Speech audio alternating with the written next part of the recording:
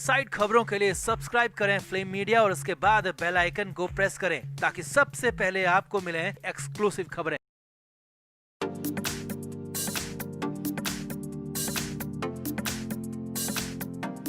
सुशांत सिंह राजपूत के फैंस हमेशा से कहते रहे हैं कि सुशांत बेहद अच्छे व्यक्ति थे। सुशांत मासूम किस्म के इंसान थे। सुशांत का दिल सोने का था और एक्टिंग में भी वो अव्वल थे। फैंस हमेशा से कहते रहे हैं कि सुशांत की जैसी सूरत थी वैसा ही दिल था। फैंस का तो ये भी दावा है कि सुशांत साजिश का शिकार हुए हैं। अब फैंस की इन बातों का, फैंस के इन दावों पर बॉम्बे हाई कोर्ट ने मुहर लगा दी है और एक बार फिर से कोर्ट में रिया चक्रवर्ती को मुंह की खानी पड़ी है। बहनों के खिलाफ कोर्ट में हुई सुनवाई में खुद रिया चक्रवर्ती अपने ही बुने जाल में बुरी तरह फंसती हुई नजर आई। कोर्ट में 2 जजों की पीठ ने सुशांत को लेकर ऐसा बहुत कुछ कह दिया जिससे आधी तस्वीर पहली ही सुनवाई में साफ हो गई। तो क्या क्या हुआ बॉम्बे हाई कोर्ट में, आपको सिलसिलेवार तरीके से बताते हैं। आप भी सुशांत को लेकर और रिया चक्रवर्ती को लेकर कमेंट जरूर करें और वीडियो को भी शेयर करें। तो रिया चक्रवर्ती ने एनसीबी की गिरफ्तारी से ठीक एक दिन पहले बांद्रा पुलिस स्टेशन में पहुंचकर सुशांत की बहन प्रियंका सिंह और मीतू सिंह पर एक मामला दर्ज करवाया था। इस केस में रिया चक्रवर्ती ने दिल्ली के डॉक्टर तरुण कुमार का नाम भी लिया था। 7 सितंबर 2020 को ये मामला बांद्रा पुलिस स्टेशन में दर्ज किया गया था। रिया ने अपनी एफआईआर में दावा किया था कि सुशांत की बहन प्रियंका और मीतू ने अपने भाई सुशांत के खिलाफ साजिश रची थी और एक सरकारी अस्पताल के पर्चे पर बैन दवाओं के सेवन का झूठा परामर्श लिया और उसकी दवा और खुराक की मात्रा बिना डॉक्टर की सलाह के ही अभिनेता को दे दी गई। रिया ने अपनी एफआईआर में दावा किया कि नशीले पदार्थों और दवाइयों के खतरनाक मिश्रण की वजह से सुशांत ने मौत को गले लगा लिया। रिया ने ये दावा अपनी एफआईआर में किया था और सीधे सीधे सुशांत की मौत के लिए बहन प्रियंका और मीतू पर पूरा आरोप मढ़ दिया था। अब इसी केस की सुनवाई बॉम्बे हाई कोर्ट में गुरुवार को हुई, मगर कोर्ट में पहली ही सुनवाई में सब कुछ बदल गया। कोर्ट ने एक झटके में सुशांत की डिप्रेशन थ्योरी और नशीले पदार्थों के इस्तेमाल को सिरे से नकार दिया। अब आपको पहले ये बताते हैं कि कैसे कोर्ट ने फैंस की बातों को सही माना और फैंस को सही साबित कर दिया। तो बॉम्बे हाई कोर्ट ने अभिनेता सुशांत सिंह राजपूत को लेकर कहा, सुशांत बहुत अच्छे अभिनेता थे। कोर्ट ने सुशांत के काम की तारीफ करते हुए कहा कि कोई भी व्यक्ति सुशांत का चेहरा देखकर बता सकता है कि वो अच्छे मनुष्य थे। यहाँ पर खासकर जस्टिस एस.एस. शिंदे ने कहा, मामला कुछ भी हो सकता है, फैसला कुछ भी हो सकता है, लेकिन सुशांत सिंह राजपूत का चेहरा देखकर कोई भी ये कह सकता है कि वो बहुत मासूम और सीधे और अच्छे किस्म के इंसान थे। जस्टिस शिंदे ने आगे कहा कि उन्हें खासकर MS धोनी फिल्म में सभी ने पसंद किया, सभी ने उनकी एक्टिंग की तारीफ की थी।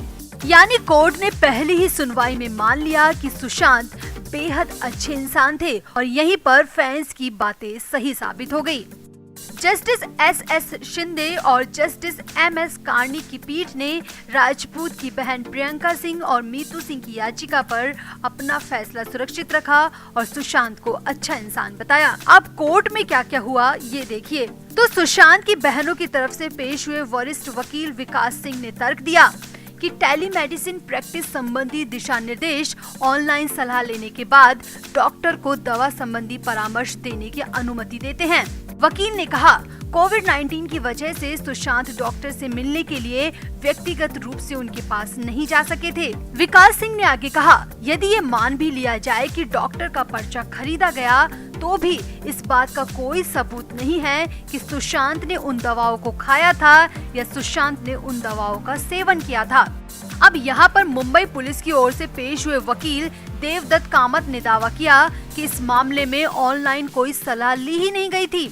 कामत ने कहा, राजपूत और उनकी बहनों के बीच 8 जून 2020 को व्हाट्सएप पर हुई बातचीत स्पष्ट रूप से दर्शाती है कि प्रियंका ने चिकित्सक की सलाह लिए बिना ही पर्चा हासिल किया और उन्हीं दवाइयों की वजह से सुशांत ने मौत को गले लगा लिया।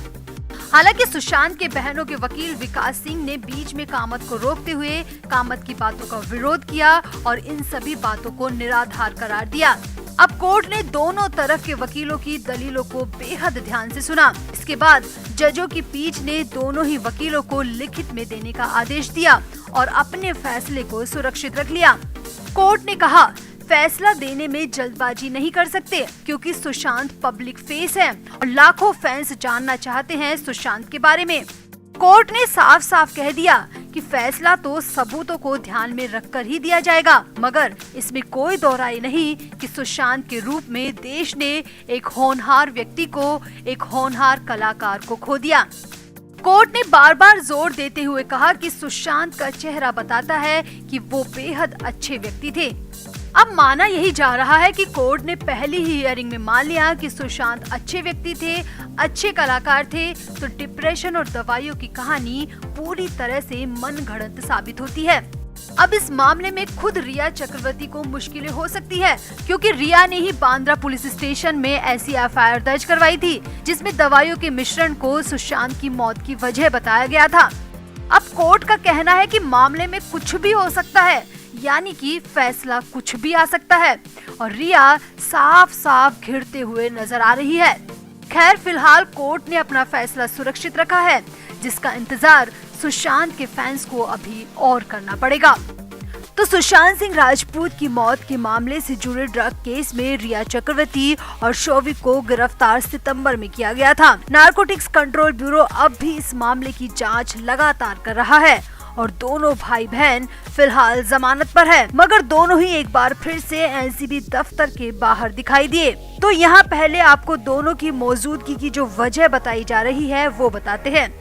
दरअसल कानून के अनुसार रिया और शोविक को हाजिरी लगाने एनसीबी दफ्तर जाना पड़ता है। कोर्ट के निर्देश के मुताबिक दोनों हर महीने के पहले सोमवार को एनसीबी दफ्तर में अपनी हाजिरी लगाने जाते हैं और बताया जा रहा है कि इसी सिलसिले में दोनों एनसीबी दफ्तर पहुंचे थे। दोनों के साथ इनके पिता इंद्रजीत चक्रवर्ती भी थे।